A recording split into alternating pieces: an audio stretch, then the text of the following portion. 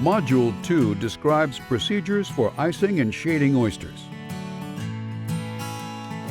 Applying ice immediately following harvest can significantly limit the growth of Vibrio bacteria in oysters. Harvesters are required to adequately ice oysters within 2 hours of the time of harvest or prior to leaving the point of landing, whichever occurs first.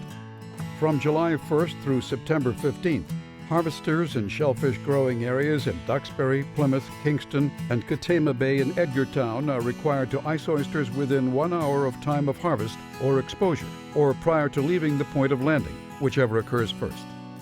Oysters must remain adequately iced in the icing container until you deliver them to the original dealer.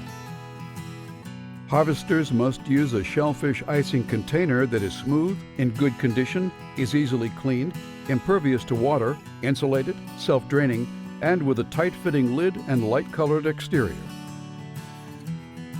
If your containers are not kept in good condition, or they are not routinely cleaned, you can introduce bacteria to the shellfish.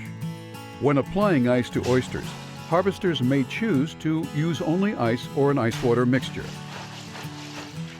Oysters in mesh bags or placed loosely in the icing container must be surrounded by 2 inches of ice on the sides and bottom and 3 inches of ice on the top.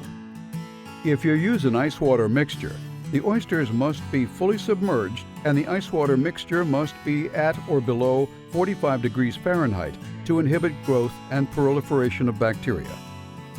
The harvester must write the time of icing on the harvester tags in each lot at the time of icing. When a shellfish icing container is being used to transport a single lot of oysters, you may choose to record the time of icing for the corresponding lot on a single tag attached to the outside of the icing container. The tag must also include the information for the corresponding lot. All oysters should be adequately shaded immediately after harvest and until they are placed in a shellfish icing container and adequately iced. You are encouraged to avoid placing shading material in contact with oysters to allow for adequate airflow. Materials in direct contact with oysters or bags of oysters must be smooth, easily cleaned, and impervious to water.